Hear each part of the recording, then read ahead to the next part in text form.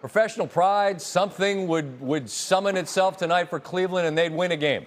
They got outscored by double digits in every single quarter except the second and the third, they got outscored by 7 and 8. But anyway, they get run by 37. This Knicks team isn't just winning, they're obliterating people.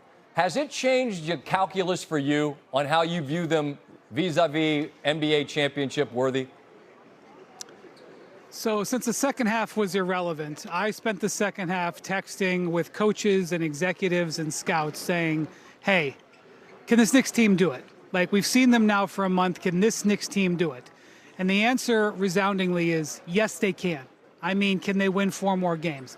They will probably be the underdog, but we don't know who's going to be standing upright in 2 or 3 more games coming out of the West. There's already guys banged up in that series.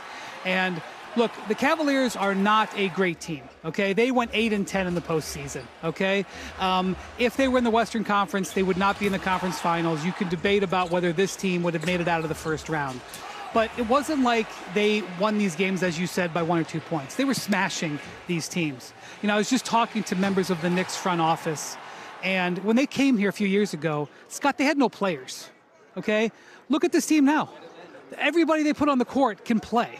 And so, like, they are going to face a monster next week when this final starts. But they absolutely can win it. This is a team that is very talented and is playing its absolute highest level of basketball. And when I came out here and was waiting to come on, there's all these Knicks fans, thousands of Knicks fans here, and I get asked 10, 20 times, can they do it? Can they do it? Yes. Yes, they can do it. I agree with all of that, and we will have at least 4 more games to discuss New York vis-a-vis this season. Cleveland's has come to an end. The last couple of years, look, they were, the 1? And then this year, they won a bunch of games, made a conference finals. They've won over 100 games in the last 2 years. It's not like they're awful, but they're non-competitive in this situation, and they're left to ask themselves, what do we do next? So I'm asking you, what do they do next? Yeah, they're not good enough, okay? And it really starts with the fact that their 2 best players, Donovan Mitchell and James Harden, are, they don't defend very well. And the Knicks exploited them on it, and the other teams exploited them on it. So they have got 2 courses of action. Kenny Atkinson just talked about it. They can try to bring them back for a training camp and see if they can gel, or they can try to swing huge for the fences. What does that mean? They've already traded one of their young all-stars, Darius Garland, for a veteran player in James Harden. Would they consider trading one of their other all-stars for a veteran star player like Giannis Antetokounmpo? Would they get into that sweepstakes? They have the ammo if they want. The second thing is, and while the Knicks fans were all asking me whether the Knicks could win the title, I got a bunch of Cavs fans out here asking me, are they going to sign LeBron James? The answer there is maybe. Right now, they can offer him $3 million, Scott. That's what they got, $3 million. Maybe LeBron would take $3 million. Maybe they'll make 4 trades and they'll open up a bunch more. But right now, it's $3 million. So we've got a lot of questions to answer before you get to that pathway. But certainly the Cavs have some big choices to make about which pathway to go. Interesting things to ponder for New York. Bing bong! They are cheering a squad who will be playing for the title. A look back at the road, which featured a game against Atlanta that I recall being out to dinner and looking at the score and thinking it was wrong. They won 140 to 89, a 51-point game. They shot like 1,000,000,000% from the floor. Not really, but they might as well have. Then, looking for an easier bit of it against Philly, a sweep.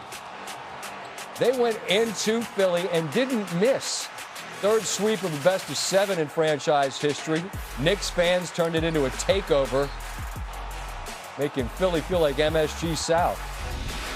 I used to think Philly was a sports town. I don't know if it is anymore. Of course, he's one of those Nova Knicks, and they enjoyed that. And now here in Cleveland, they erased a 22-point deficit in the 4th quarter. A little bit rusty after that long layoff. It was the first time a team won when trailing by 20 or more in the final 7 minutes of the 4th. Other teams prior to that, 0 and 663. After that, they really weren't challenged. Landry Shamet was nuts in Game 3, and it led to the first 10-game winning streak for the Knicks at any point since 2013. Analytically, think we've won I said 3 out of 3. We're 2 out of 3 in the expected. I don't know if you guys follow that. I said like an expected score. Yeah, but see, the score is how we keep track of who gets to play in the finals. So analytically, the Knicks won this game by 37 because it's just math, Steve. That's it. I'm not smart at a lot, but math I can sort of do. A 20-0 run, on to the finals. Jalen Brunson, the MVP of the Eastern Conference Finals. The belief that the organization has in me has been amazing, and it's something I don't take for granted, and it's something that not a lot of people get the opportunity to do so. So I'm very thankful, and it's an honor to be here in this city and for this organization and this with my teammates. And yeah, obviously these guys have my back, and they've always had it, and wouldn't trade that for the world. Sacramento fired that guy. Anyway, the Knicks have completely demolished teams on these closeout games, and especially in the first half. I mean, they've essentially ended the games by halftime. 83-36 in Atlanta. That was where I thought it was a misprint. 81-57 in Philly, led by as many as 29 in the first in Cleveland. It was a 19-point lead they took into the locker room, and they essentially doubled it in the second half, and now they're heading to the finals. One big thing. For most of my time at ESPN, and that goes back to 2001, the reality of the New York Knicks has been incongruent with the idea of the New York Knicks. The first 20 years I was here, they won exactly one playoff series. Not title, series.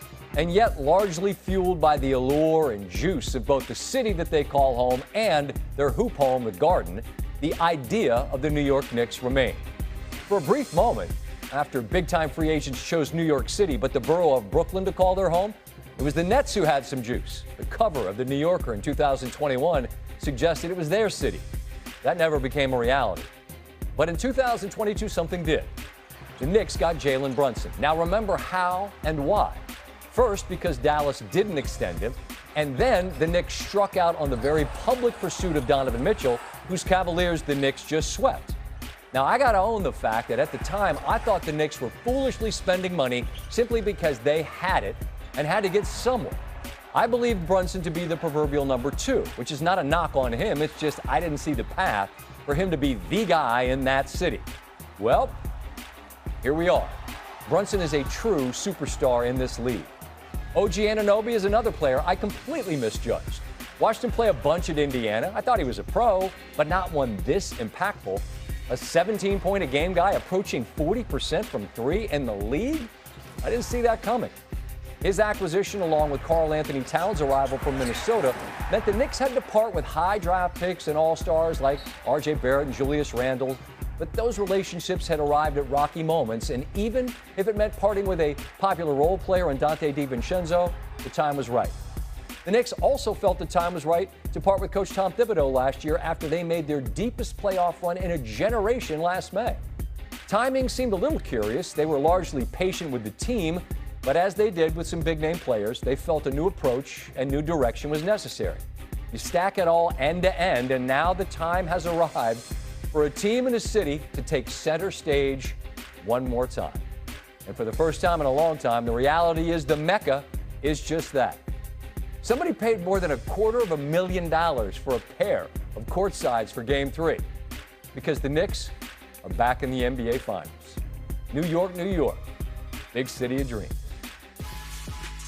And as you can see, the Empire State Building is lit up in the colors of the Houston Astros to celebrate